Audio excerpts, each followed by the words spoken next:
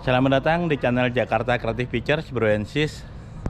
Kita kali ini ada sesuatu yang baru, yaitu BMW 320i M Sport. Ini adalah pilihan yang paling affordable di line up BMW, tetapi sekaligus yang paling legendaris, karena seri 3 itu terkenal paling enak handlingnya dan menjadi tulang punggung BMW selama puluhan tahun. Kita lihat aja ya, ini 320i. Ini baru, bro. Jadi ini adalah NIK 25. Ini masih nomor bantuan ya. Ini tahun 2025 sudah kita coba ini.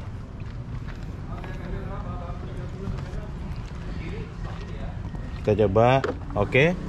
Meskipun ini entry level, tapi aksesnya langsung di pintu belakang juga bisa. Jadi ada sensornya ya.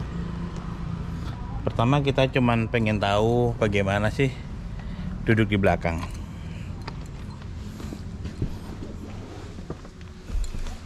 Nah, ini adalah posisi, maaf kalau gelap ya.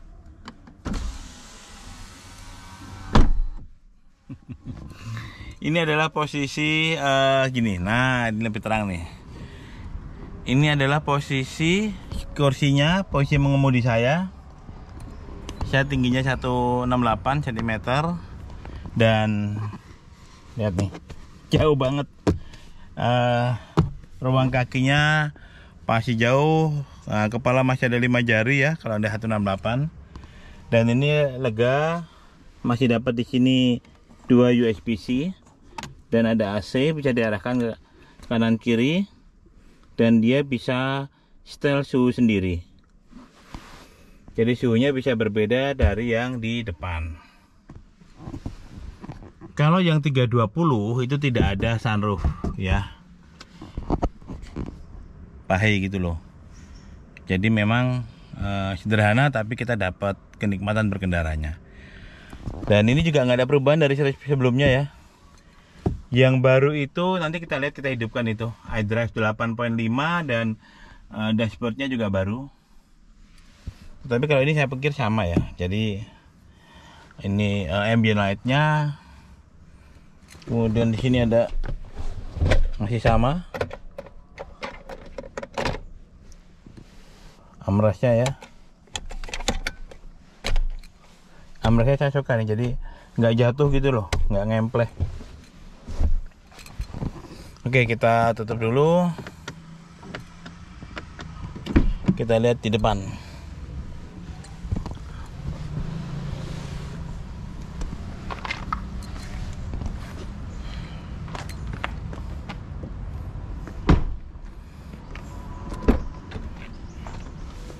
Nah, ini posisi mengemudi saya.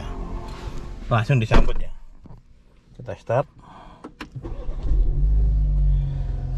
Ini adalah driving mode-nya, ada Eco Pro, Comfort, dan Sport. Sportnya bisa di setel lagi. Eco Pro juga bisa di setel apakah AC-nya ikut Eco atau normal. Sport juga begitu, bisa di setel AC-nya, suspensinya, dan seterusnya.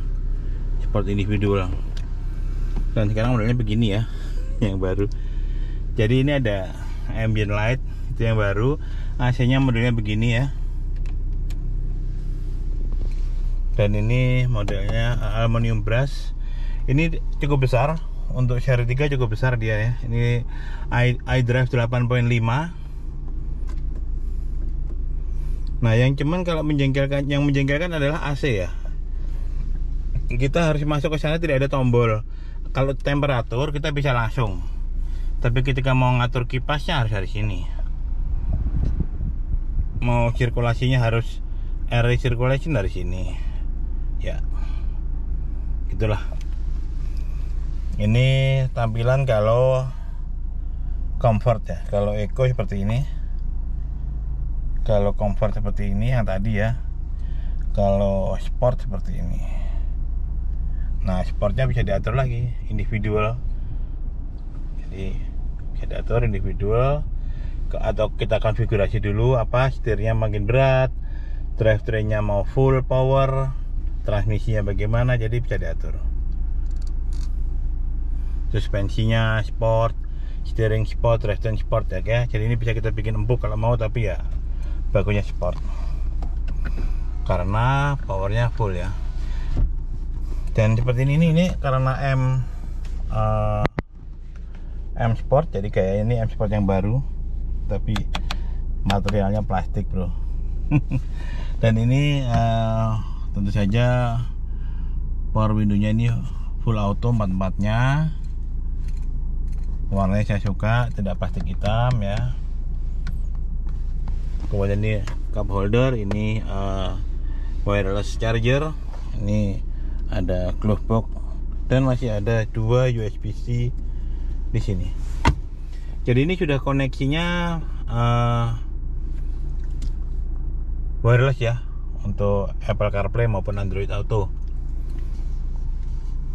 Jadi beginilah sekarang ininya, modelnya fabrik, dan ininya apa tuh namanya, suite. Oke, kita lihat di luar ya. Apakah ada perubahan di tempatnya? Nggak ada ya, sama aja, besarnya sama, ini masih sama-sama dengan yang sebelumnya, cuman bedanya dia sudah NIK 25. Tadi dalamnya berubah ya, maaf tadi lupa jelaskan ya. Jadi yang berubah itu nih, tombol AC nya ini berubah, kemudian ambient lightnya ada di situ berubah juga. iDrive 8.5 itu aja sih yang berubah. Tetap tidak ada sunroofnya. Jadi ini walaupun seri 3 sudah dapat active kidney grill ya, jadi dia kalau butuh udara dia akan membuka, kalau enggak dia akan tutup. Nah ini engine-nya masih sama dengan sebelumnya, tentu saja ini B48 2000 cc twin power turbo, bukan twin turbo ya, tapi twin power turbo. Turbonya 1 tapi ada 2 step kecepatan rotasinya. Jadi 4 silinder 2000 cc, dan B48 ini adalah salah satu engine BMW yang paling bandel. Astagfirullahaladzim. Petir bro. Salah satu engine BMW yang reliability-nya sangat bagus, sangat baik dibanding engine sebelumnya.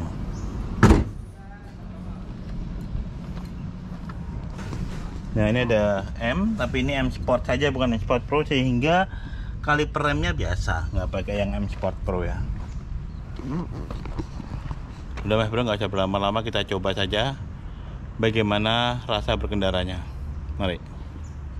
Halo bro and sis, jadi kita coba jalan saja ya. Bagaimana rasanya BMW 320i VIN 2025 atau NIK 2025. Yang improve itu tentu ini iDrive 8.5, kemudian apa namanya ini, ambient light-nya itu ada berubah, tombol-tombol AC-nya berubah, dan setirnya ini sudah model ya, ini kan M line ya, jadi bukan M Sport tapi M line. Ini udah kayak M ya, ada M-nya di sini. Cuman kelemahannya adalah hati-hati, plastik bro. Kenapa bunyinya kayak gini? Harusnya metal ya, aluminium cakep lah ya, kenapa plastik? Oke, kesan pertama adalah ya kalau di interiornya cakep ya, ini aluminium brush. Kemudian suspensinya surprisingly meningkat, kenyamanannya meningkat ya. Ini BMW handlingnya masih bagus, seri 3 kan populer dengan handlingnya masih bagus, tetapi apa namanya itu, suspensinya atau kualitas berkendaranya itu menjadi lebih nyaman. Jadi bagus banget lah, seri 3 bisa senyaman ini, saya pikir juga di luar dugaan semua orang ya. Nyaman, suspensinya, peredamannya bagus. Ini belum menggunakan double glass ya, tapi peredamannya bagus, improve dari sebelumnya. Jadi yang pertama, pengendaraannya enak. Ini mesinnya masih pakai B48 2000 cc twin power turbo, bukan twin turbo tapi twin power turbo. tenaganya 184 horsepower, torsinya 300 Nm. Jadi cukup lah ya. Artinya kalau Anda mau yang lebih kencang, ambil BMW 330, tenaganya itu 258 horsepower. Ini kan hanya 184. Tapi kalau untuk komuter enak. Cuman ini bro, 320 ini belum ada sunroofnya. Jadi ya pahe ya. Bicara pahe, harganya berapa sih? Harganya 1205. Satu kalau nggak salah ya. Ya, nanti saya tulis aja ya. 1.205.000.000, 1205. Meningkat dari sebelumnya barangkali karena kurs mata uang kita IDR yang melemah ya barangkali. Jadi agak lompat gitu harganya. Sebelumnya kan 1,1 ya. Jadi 1,2. Yang jelas kualitas berkendaranya enak. Kalau hanya untuk komuter, rumah kantor itu cukup nyaman.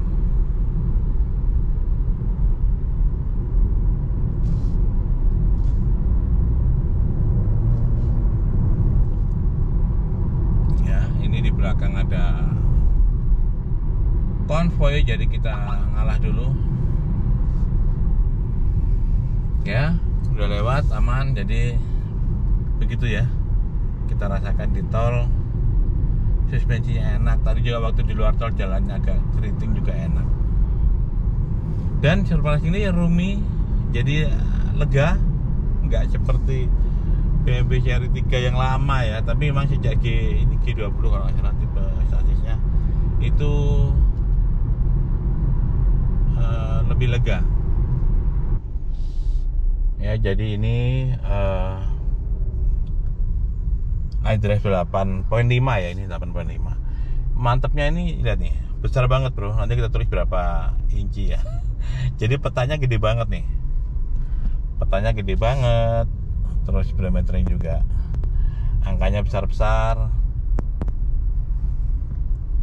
Kenyamanan suspensinya meningkat. Dan ini sangat roomy. Jadi kita ini pergi ke kantor bersama dengan Tuan Putri yang tadi syuting ya. Yang tadi pegang kamera. Ini ya M ya. Tapi sayang M-nya nih dari plastik, agak menurunkan kualitas. Nah ini AC-nya yang baru kayak gini ya, tombol AC-nya. Ini ada ambient light dan tombol AC-nya sama. Jadi yang jelas seri 3 itu kalau di Jakarta ya, Jabodetabek ya, Jakarta, Depok, Tangerang, Bekasi itu cocoknya untuk komuter karena ini mobilnya kecil, jadi masih bisa lewat jalan-jalan kecil, jalan-jalan tikus, masih nyaman. Bahan bakarnya irit ya, karena hanya 2000 cc turbo. Tenaganya lumayan untuk komuter. Kalau 320 tuh lumayan. Tapi kalau 330 enak, lebih ngegas bro.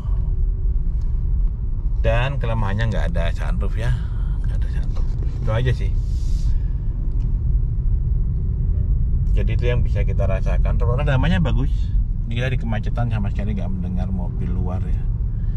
Dengar pun kalau mesin nggak kedengar, tapi mungkin klakson masih dengar, tapi nggak terlalu kencang. Jadi gitu mas bro, kita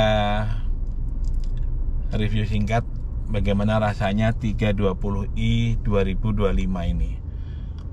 Jadi barangkali ini 320i pertama yang masuk YouTube ya. 320i 2025 yang pertama yang ada di YouTube barangkali. Di Indonesia ya, kalau di luar mungkin udah lebih duluan. Oke bro Ensis, kita lanjut perjalanan dulu. Oh ya, sorry lupa ngomong. Ini lebih roomy, lebih lega. Ya sebenarnya sejak yang tahun berapa ya mulainya ini ya. Ini kan hanya facelift sebetulnya, atau LCI ya. Yang sebelumnya ini juga udah roomy. Suspensinya makin enak. Tenaga cukup. Torsi 300 itu cukup. Artinya masih bisa untuk ngebut lah ya. Torsi itu tarikannya ya, yang penting momen puntirnya atau tarikan yang dibutuhkan di situ 300 Nm itu bagus, termasuk kencang. Beda dengan 2500 non turbo ya, tenaganya memang 185 seperti CR-V 2500 zaman dulu atau X-Trail 2500, tenaganya mungkin sama 185, tapi torsinya di bawah ya, torsinya paling antara 225 sampai 250. Nah kalau ini torsinya terasa, ini 300 Nm. Begitu bro, kita lanjutkan perjalanan.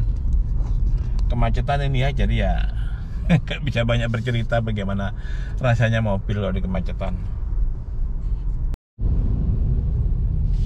Nah ini kita lagi melewati Jalan Muni ya. Jalan Muni ini tembusnya ke Satrio. Jadi ini menunjukkan bahwa memang seri 3 ini untuk jalan-jalan sempit seperti ini ya masih enak aja, karena dimensinya nggak terlalu besar.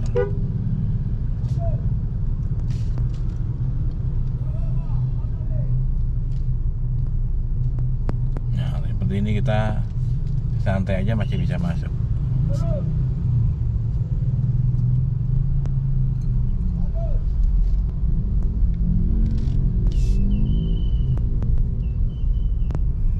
Nah seri 3 yang sekarang lebih nyaman karena ruangannya lebih lega ya, nggak sempit. Jalan-jalan kecil begini masih oke aja. Kalau bawa seri 5 sudah agak ribet karena agak lebar. Apalagi kalau kami bawa X5, X5 ya, ya males banget lewat sini karena suka diomelin, mobil lebar banget pak katanya. Jadi kita tahu diri lah ya.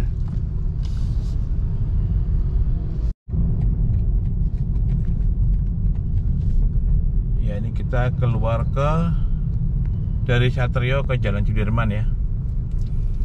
Sudah ngedrop Tuan Putri. Jadi ini Sudirman.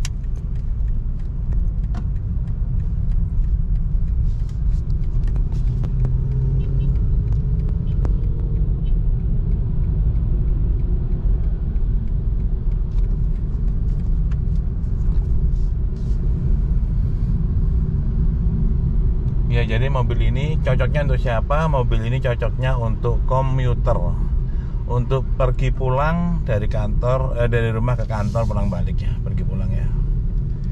Nyaman karena jalannya bisa melalui jalan-jalan sempit dan jalan yang kurang baik pun masih terasa enak. Suspensi 320 ini. Dan juga untuk orang-orang yang mungkin belum mau pakai mobil listrik. Karena feel-nya beda banget ya, nggak ada suara mesin, nggak ada raungan putaran mesin. Jadi ada sih yang belum mau ke mobil listrik, termasuk yang ngomong ini. Walaupun diberi kemudahan bisa ganjil genap, tapi nggak deh, biar aja kita ganti-ganti mobil, variasi malah nggak bosen ya. Jadi begini ya interiornya ya. Ini kemacetan Sudirman seperti ini kalau pagi.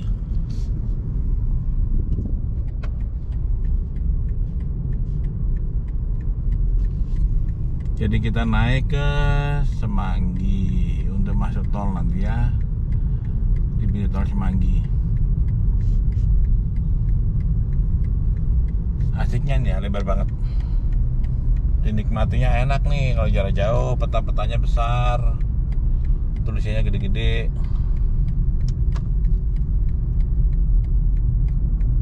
Dan lega, sekarang joknya kayak gini ya. Tidak semuanya kulit ya, ada suede, tengahnya itu fabric, jadi cost cutting judulnya. Mengurangi biaya, nggak semuanya dikasih kulit.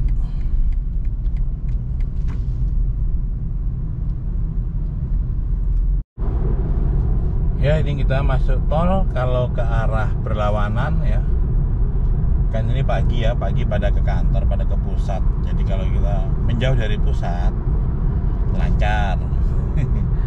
Tapi kalau sore hari menjauh dari pusat Jakarta ya macet karena jam pulang. Ini jam enak nih untuk perjalanan kembali ke Bintaro.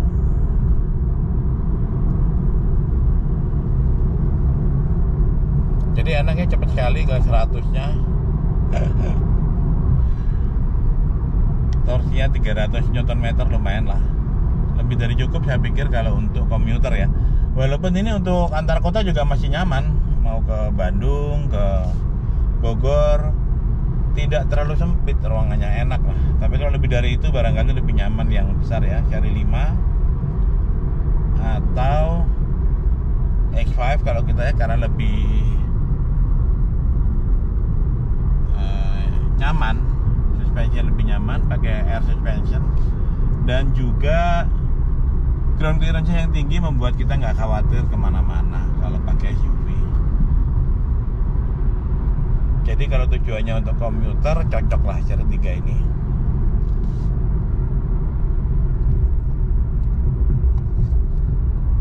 Demikian Mas Bro.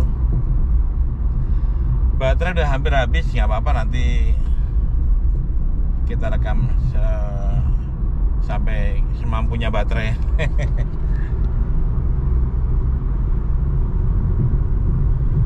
Tuh enak banget tuh, cepet sekali ya ke 100-nya, enak.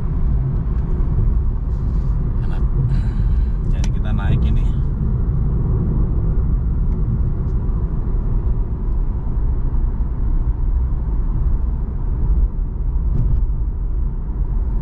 Yang jelas yang kita rasakan kenyamanannya ya, pasti ya. Kenyamanan suspensinya ini meningkat. Kemudian interiornya lebih menyenangkan. iDrive 8 ini cukup lebar ya, terutama multimedianya di sini ya. Untuk lihat peta mantep banget. Terus ambient light-nya juga ada tambahan, cukup cakep. Selebihnya sih sama aja dengan yang versi sebelumnya. Baik, ini macet lagi. Kita lanjut nanti Mas Bro ya. Jadi demikian Mas Bro, tadi hasil kita jalan-jalan di Sudirman, Tamrin, di tol. Jadi kesimpulan kami, sebetulnya tidak terasa ada perubahan ya dibanding NIK 2024. Ini NIK 2025. Ya, lampunya seperti itu. Cakep ya, bumpernya segala macam. Nggak banyak terasa, powernya pun sama, 184 horsepower, torsinya 300 Nm, cukup lah untuk komuter, cukup, nggak meledak-ledak, cukup ya, nggak kekurangan. Kalau Anda masih kurang, set aja sport. Lumayan lah. Kalau mau lebih kenceng ya beli yang 330. Ini yang untuk komuter ke kantor, nyelip-nyelip di jalan-jalan sempit, masih enak. Harganya 1,205 atau 1.205.000.000 ya, agak mahal karena memang rupiah jatuh terus ya terhadap USD ya, jadi terpengaruh di harga mobil. Demikian Bro, kesimpulan kami adalah handlingnya tetap masih bagus, suspensinya membaik, peredaman suara bagus ya, kekedapannya bagus, walaupun belum memakai double glass jendelanya, tapi udah cakep. Kebisingannya udah banyak tereduksi, suspensinya ke arah lembut malah ya, walaupun handlingnya masih bagus. Jadi itu kesimpulan kami. Apakah ini layak dibeli atau tidak? Harganya ya relatif agak mahal untuk entry level ya, untuk sedan kecil. Tapi mungkin Anda mendapatkan apa yang Anda bayar. Itu aja. Terima kasih Bro and Sis telah menyaksikan. Sampai jumpa di video berikutnya. Salam gratis.